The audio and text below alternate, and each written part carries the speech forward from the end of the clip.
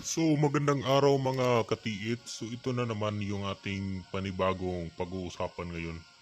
So ito tatalakayin natin yung sign na ipinadala ng ating isang katiits.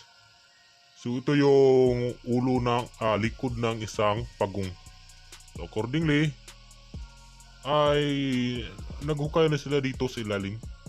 So ngayon ay humingi sila ng advice tungkol sa kanilang hinukay. Kung ano ba yung makikita natin dito. Kasi direkta na silang naghukay dito eh. So dito ay ilang kanilang pinapatingin itong kanilang sign na nakita. Okay? So dito kung ating mapapansin, marami siyang linya. Yan o. So ngayon mga katiits ay unahin muna natin itong bato. Itong batong ito, yan o. So meron tayo ditong klaro na litrato. So ito, so dito i-explain muna natin itong batong ito bago tayo mag-proceed doon sa mga location para meron din kayong kaalaman tungkol sa mga ganitong klaseng sign.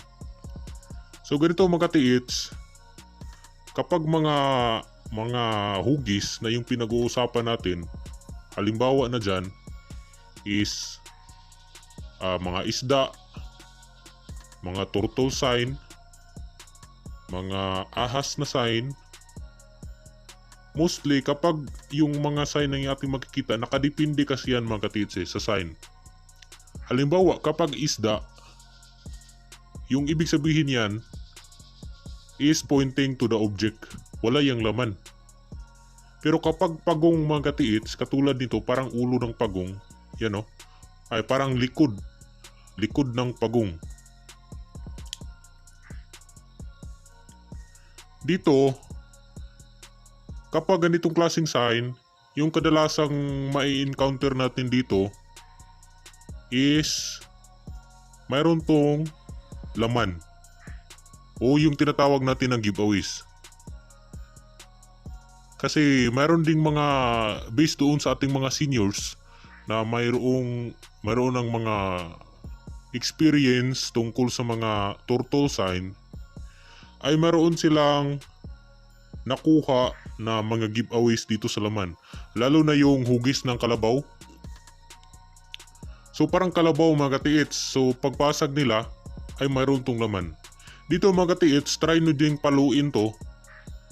Dito, yan, dito sa part na ito, yan o. Diba dito mayroon tong parang bilog, yan o. Mapapansin natin. So tansya ko mga katiits,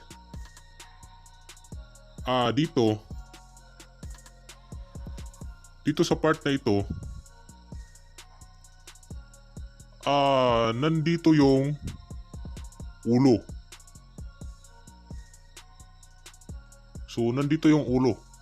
So dito to nakaharap. Okay? So dyan nakaharap. Try nyong paluin ito dito sa part na ito. Baka ito ay halo. Kasi kung ating mapapansin, napakabilog. Yan o, napakabilog. Tapos, dito sa part na ito, pansin nyo yan, meron siyang ilang dot ito. 5 dot. Ganito yung puro mga katiits oh. Mayroong 5 dot. Tapos ito yung kanyang purma. Dito para siyang inilagay dito sa ibabaw. Kumbaga ang purma nito is ganito. Okay, di ba? Para na siyang isang bowl. Yung bilog mga katits, ano? So ito para itong takip. Takip ito. Yan. Parang takip. Tapos itong mga lock. Itong maliliit. Isa yung lock ng isang bilog. So ibig sabihin yan, meron tong posibilidad na dito sa batong ito, dito sa may bilog, mayroon tong laman. So try nung paluin kung ito ay halo. Kapag halo, tapos ginamitan niyo ng detection, ay kapag nagpositibo ay basagin nyo ito mga katiits. So kung wala pa kayong idea kung paano ba magbasag ng bato, lalo na kapag ganito, napakasulido nito mga katiits. Yan o. Minsan kasi para itong mga simento na ginawang disenyo, kumbaga nakadesign lang mga katiits. Meron tong mga posibilidad na meron silang inilagay dito. Yung mga giveaways. So dito ay naghukay na sila dito. Dito sa part na ito. So dito nakaharap, sinubukan nilang hukayin.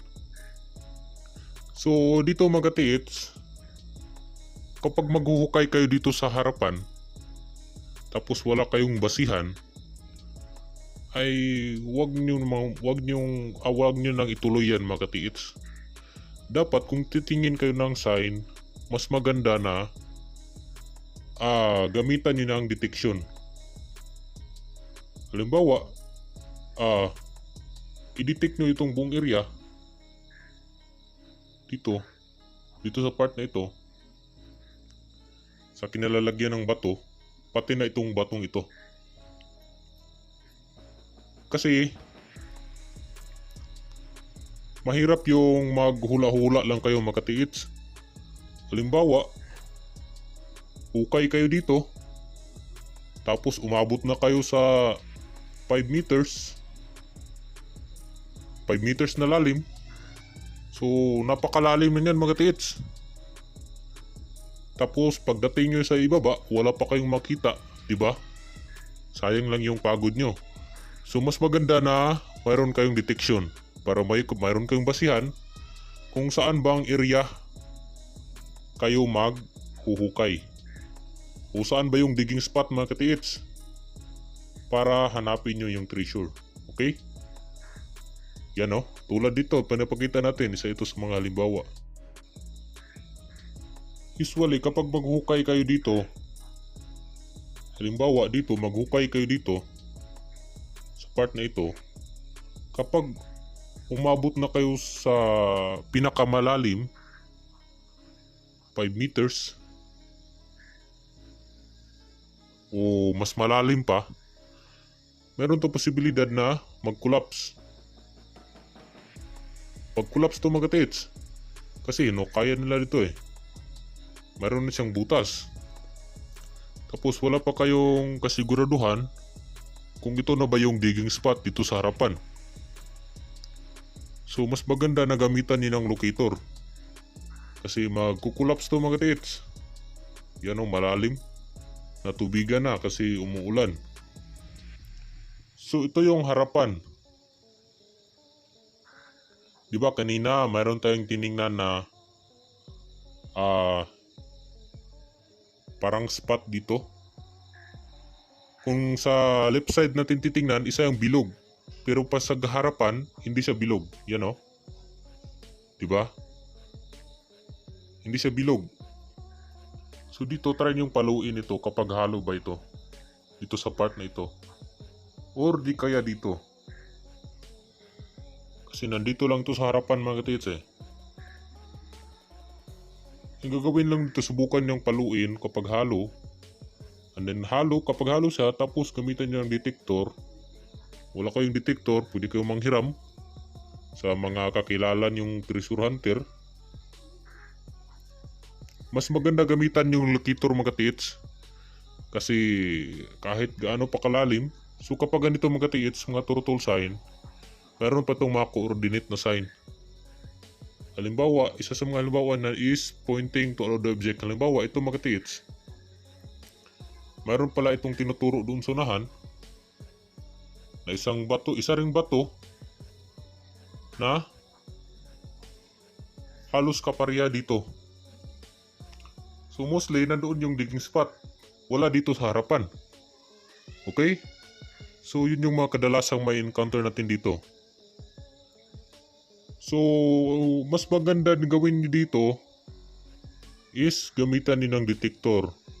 Huwag kayo basta-basta maghukay dito sa harapan kung wala naman kayo kasiguraduhan kung nandyan ba yung digging spot. Kasi masasayang lang yung pagod nyo mga ka-TH. Napakalalim nito. Mas maganda na mayroon kayong detector o locator o mga kakilala na mayroong kagamitan na pwede niyong gamitin dito sa areang ito. Yan o. Kasi hindi lang ito basta-basta sign na maghukay ka dito sa harapan. So mas maganda na sigurado kayo matiits kasi kapag hukayin niyo ito dito sa harapan tapos malalim na yung pagkahukay, kung magkukulaps ito, naku po, matabunan kayo sa ilalim. Okay, so yun lang mga tiits. So maraming salamat and don't forget to subscribe to our channel for more videos. At pwede rin kayong bisitahin yung ating YouTube, Facebook page. Kung huwag niyo kalimutan mag-follow and like. Doon pwede kayo mag-send ng mga picture na gusto nyo ipedicode. So yun lang at maraming salamat and see you to our next vlog mga tiits.